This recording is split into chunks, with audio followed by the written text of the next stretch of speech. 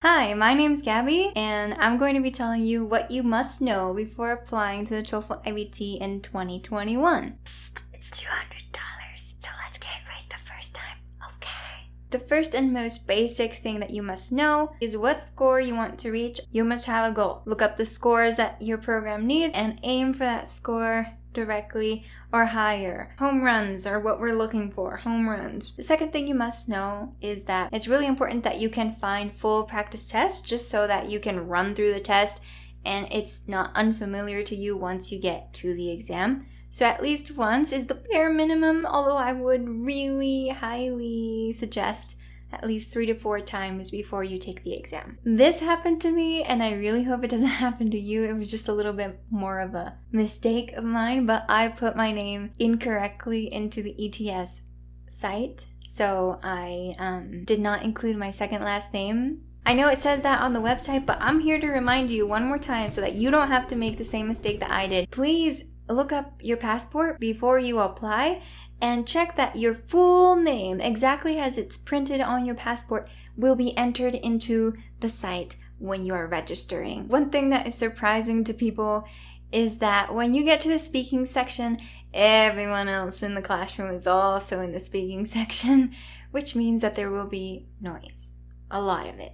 And you kind of have to handle it and do your thing in it. Take that into account when you are practicing for the speaking section. Sometimes people isolate themselves on purpose to be more focused, but that can hurt you in the end. So look for or welcome some background noise whenever you are speaking, because that's what will happen in the exam. Imagine yourself in a cafe with lots of people that are speaking at the same time. You don't really understand what everyone is saying, but you can hear them. And if you focus long enough, you can hear some of the conversation. Yeah, Tina got a new boyfriend, but you need to be focused on your speaking section because you have like seconds to express what you want to say. One of the first things I always mention to someone who is going to take the TOEFL IBT is to take a full practice exam as soon as possible. To 1, get a feel for the test, be unafraid of it. To 2, understand where their level is at their very beginning, to understand how much more they want to achieve or how they're feeling throughout the process. And 3, to design a study guide that is more well fitted to your needs. So say that you have 3 months to prepare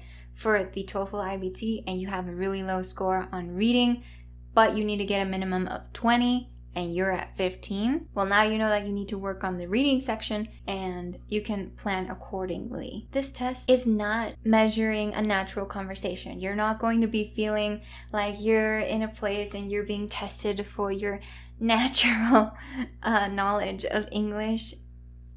I've heard of native speakers getting really low scores on this test. Why? Because the test format is real. You have like 30 seconds to prepare, 15 seconds to prepare, and go, you're running. So you're always on a time crunch. You need to know the format. Memorize the format, and then things will flow from there. Sometimes knowing the test format and knowing how you work best under time and under pressure is the most useful tool to get through this test. Also understand that this test is a Western test, which means that there will be more idioms and phrases and accents that are from the Western side of the world. So start consuming media that has this type of accent and that would let you in on more clues. If you already consume some type of media entertainment in your free time, why not switch it to the accent that you're going to be working in for the test? My last tip is if you have a little bit of extra cash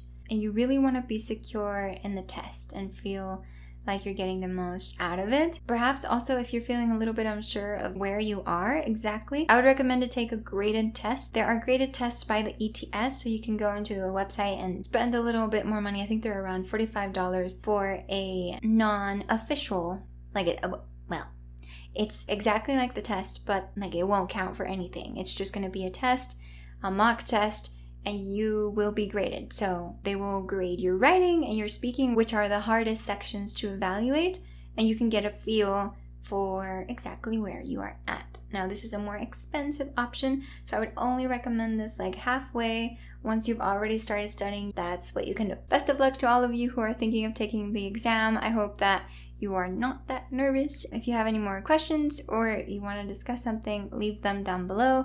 I will be making more TOEFL content in the future, so if you're interested in that, please subscribe to the channel, and I will see you next time. Bye bye, take care.